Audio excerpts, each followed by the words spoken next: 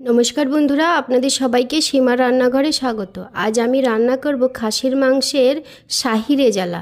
তার জন্য দেখুন, এখানে আমি নিয়েছি 1 চামচ থেকেও একটু বেশি কিশমিশ, 8-10টা কাজু বাদাম, 1/2 চামচ গোলমরিচ আর একটা মাঝারি সাইজের পেঁয়াজের পেরেস্তা ভেজে নিয়েছি। তো এইটার একটা পেস্ট বানাবো আমি।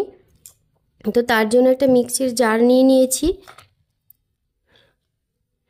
এর মধ্যে দিয়ে দেব আমি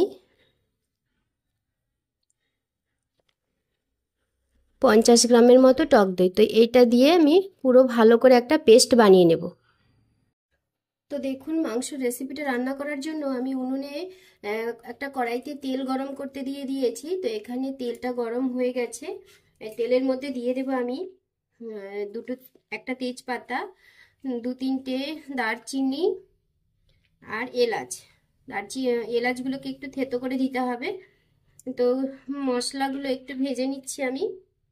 গোটা মশলাগুলো ভাজা হয়ে গেছে। এখন দিয়ে দেবো আমি পেঁয়াজ কুচি। তো পেঁয়াজগুলোকে আমি খুব পাতলা পাতলা করে কেটেছি। এখানে মাঝারি সাইজের 4টে পেঁয়াজ আছে। পেঁয়াজগুলোকে আমি খুব পাতলা করে কেটে নিয়েছি। এই পেঁয়াজগুলোকে একটু ভেজে নেব আমি। পেঁয়াজগুলো আমি হালকা গোলাপি করে ভেজে নিয়েছি। এখন দিয়ে দেবো আমি থেতো করে রাখা রসুন। এখানে 2-3 কোয়া রসুনকে আমি থেতো করে নিয়েছি। আর দিয়ে দেব আদা বাটা। এখানে আমি 1 চামচ পরিমাণ আদা বাটা দিয়েছি। দিয়ে দেব হলুদের গুঁড়ো, পরিমাণ মতো হলুদ গুঁড়ো দিয়ে ভালো করে একটু নেড়ে চেড়ে মিশিয়ে নিতে হবে পেঁয়াজের সঙ্গে। আর দিয়ে দেব স্বাদ মতো নুন।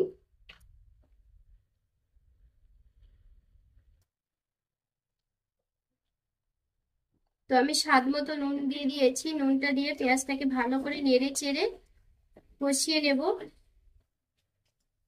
দিয়ে দেবো আমি জিরের গুঁড়ো,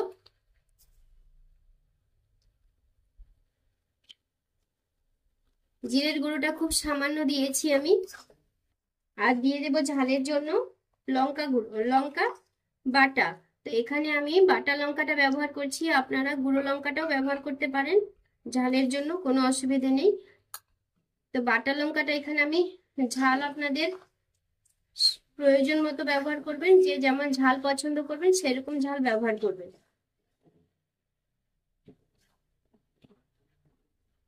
তো দেখুন, এই মশলাটা কষানো হয়ে গেছে। এখন আমি দিয়ে দেব মটনটা, খাসির মাংস। তো খাসির মাংসটা আমি আগে থেকে ধুয়ে রেডি করে রেখেছি। আর এই খাসির মাংস শাহি রেজালা রান্না করার জন্য খাসির মাংস টুকরোগুলো কিন্তু একটু বড় সাইজের করে নিতে হবে। মাংসটা আমি দিয়ে দিয়েছি। মাংসটাকে দিয়ে ভালো করে এইভাবে নেড়ে চেড়ে কষিয়ে নিতে হবে। এই কষানোর সময় মাংসটা একটুও জল দেওয়া যাবে না। গ্যাসের ফ্লেমটা মিডিয়ামে রেখে মাংসটাকে কষাতে হবে সুন্দর করে। দেখুন, মাংসটাকে আমি 5 মিনিট ধরে কষিয়ে নিয়েছি গ্যাসের ফ্লেমটা মিডিয়ামে রেখে। তো এখন আমি দিয়ে দেব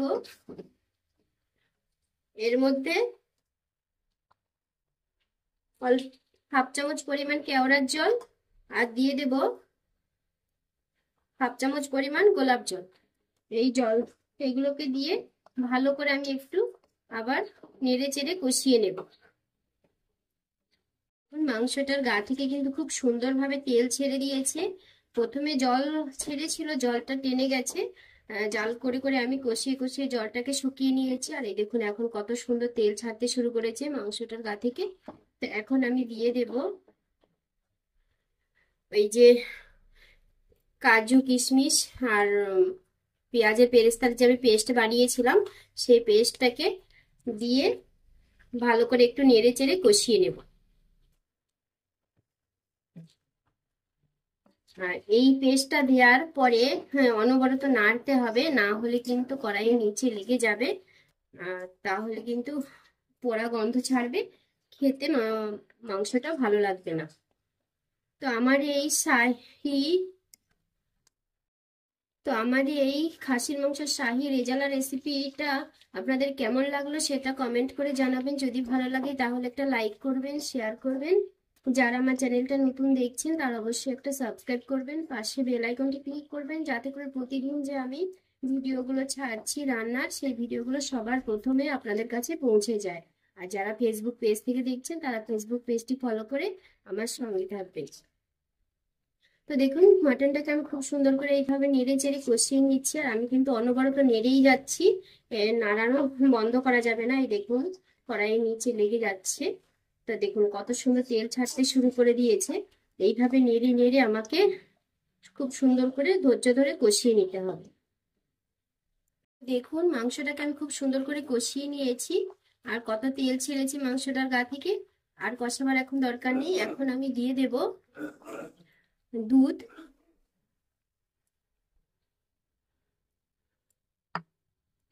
দিয়ে খুব ভালো করে নেড়ে চেড়ে কষিয়ে নেবো। তো এখানে জল দেওয়া যাবে না, জল দিয়ে কষালে মাংসর যে একটা টেস্ট আছে শাহি রেজালার, তো সেটা নষ্ট হয়ে যাবে। তো এইভাবে এটাকে রান্না করতে হবে। দেখুন মাংসটা কিন্তু দুধ দেওয়ার পরেও কষানো হয়ে গেছে। এখন আমি কি করব, এখন প্রেসার কুকারের মধ্যে দিয়ে দেব, দিয়ে দুটো সিটি পড়ার অপেক্ষা করব। আর যদি আপনারা প্রেসার কুকারে না রান্না করতে চান তাহলে একটু ঢাকা চাপা দিয়ে 10 থেকে 15 মিনিট একদম গ্যাসের ফ্লেমটা লো করে রান্না করতে হবে। তো এখন আমি প্রেসার কুকারে দিয়ে দিচ্ছি। তো দেখুন মাংসটাকে আমি প্রেসার কুকারে দিয়ে দিয়েছি।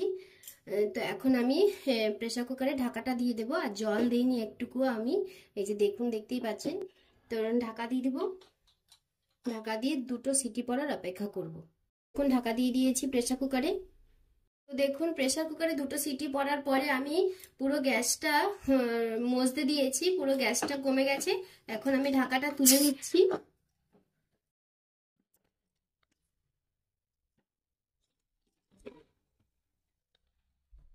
এই যে দেখুন, এই দেখুন কত সুন্দর হয়ে গেছে ভেতরটা, আর মাংসটা কিন্তু খুব সুন্দরভাবে সেদ্ধ হয়ে গেছে। সেটা একটু আপনাদের দেখিয়ে দিই।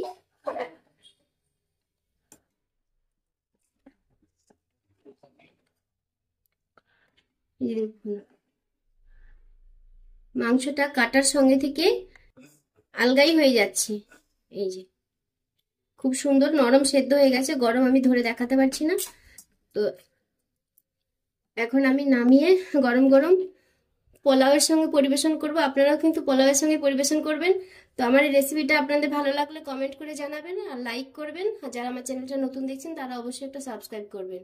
সবাই ভালো থাকবেন, সুস্থ থাকবেন, সবাইকে টাটা। কিন্তু এখন আমি দিয়ে দেবো একটু গরম মশলার গুঁড়ো।